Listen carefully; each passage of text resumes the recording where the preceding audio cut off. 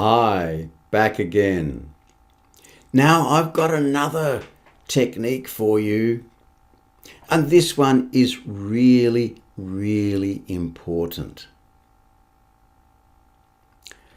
Slow down and pause. Now, what a lot of students with English as a second language do is they try to speak at the speed that they normally speak in their native language. And it doesn't work.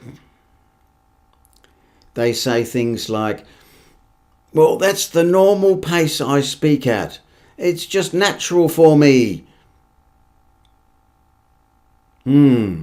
Well, there's a choice. You can keep speaking at the speed that you normally speak in your native language and not be understood, or you can slow down and be understood. Your choice. And most students that I strike find this to be very, very difficult. But I'm saying to you, it will make a huge difference. Now, as a coach for public speaking, I need to tell you that if you're going to speak in public, you're going to need to know how to pause. Because that's the way you get your message across. It's easier for people to understand you, to follow along with what you're talking about. In normal conversations, however, then you're talking one-on-one or in a group of 3 or 4 people, then you need to speak quickly because someone else is going to interrupt. And if you speak really quickly and then stop and don't pause between sentences and what have you, then people won't interrupt you. I understand that.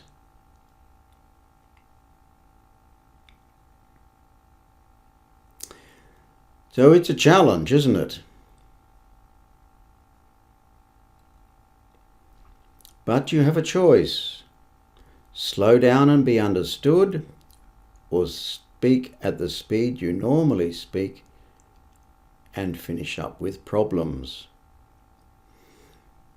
Because, you see, you've been speaking your native language all your life, and English is relatively new for you. So you don't get your tongue, lips and teeth in the right positions really, really quickly because you haven't had a lot of practice, like, for instance, me. I can speak really quickly like this, and you can't possibly speak as quickly as I'm speaking right now and be understood. And you could understand everything I said, couldn't you? But that's not a good idea. So pause and slow down. Now, what happens is you tend to not open your mouth.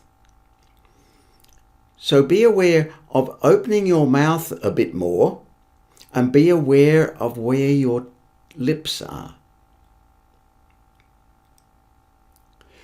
With native speakers, there are people who mumble, and mumblers don't open their mouth and keep their lips very close to each other. So, and you can't understand them because they don't open their mouth. But if you open your mouth and be aware of your lips, then you will pronounce the sounds very clearly. Now, I'm exaggerating now, but I think you've got the idea.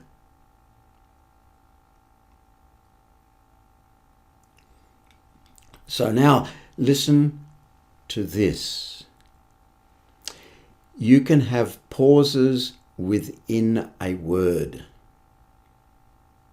A word is made up of syllables. Each syllable has a vowel. It is important that you pronounce the vowel very clearly, because that's what I'm listening for. It's the emotional part of the word. Think about that. It's the emotional part that I'm listening for. And I can guess at the rest if you have a problem. But if you don't get the vowel right, I'm going to have a problem listening to you. And bear in mind, if you think people understand you all the time, maybe they don't. They're guessing a lot at what you're saying, and that's problematic. Because they won't listen to you for very long, because it's hard work. What you need to do is pronounce those vowels very clearly and speak slowly. So there are so many students I've taught who can pronounce the vowels very clearly and the consonants, but they speak too quickly. And they have a lot of problems communicating. And when I get them to slow down, they speak beautifully. So you may be one of those students who can pronounce every sound in the English language, but you're not understood. And that's probably because you're speaking too quickly. So within the word, there are the syllables, and you pronounce the vowel very clearly. And if the word is very long, then you can pause just very briefly between each syllable, because you're going to have a problem getting your tongue, lips and teeth in the right position for the next vowel or consonant. And if you speak really quickly, you won't get your tongue, lips and teeth in the right position, and you won't pronounce it clearly. But if you pause, you'll give yourself enough time to get your tongue, lips and teeth in the right position, make the sound very clearly, and we English speakers will love you for it. Make it easy for us to listen to you, and we'll listen to you for hours.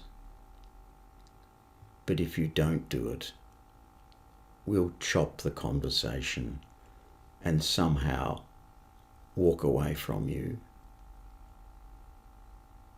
Politely, of course.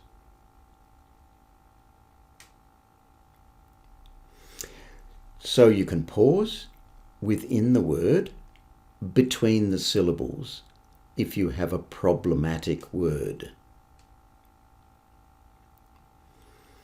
Also bear in mind, you can pause and you must pause between phrases. Phrases are groups of words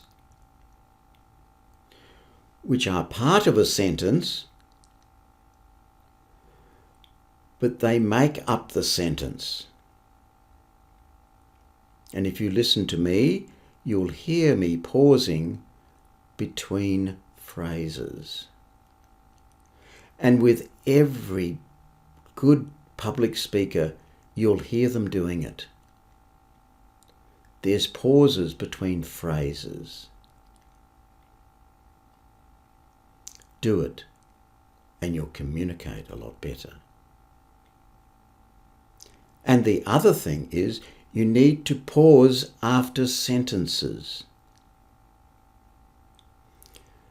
I've heard particularly Chinese speakers.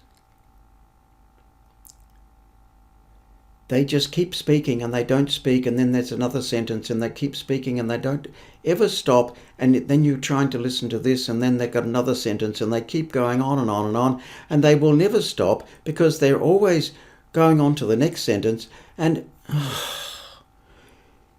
it's tiring.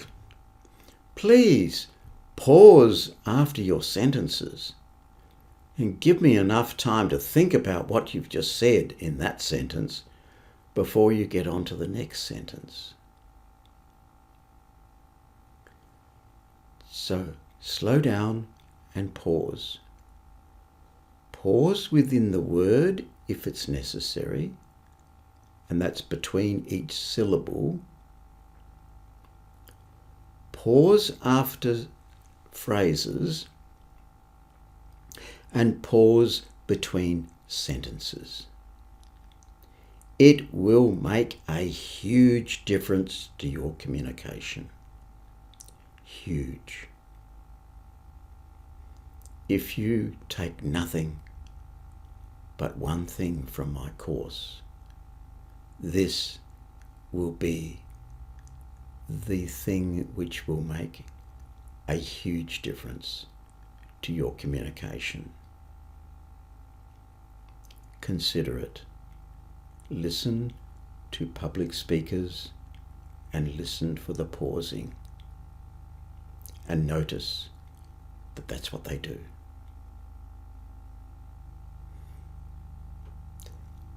I'll see you in the next video.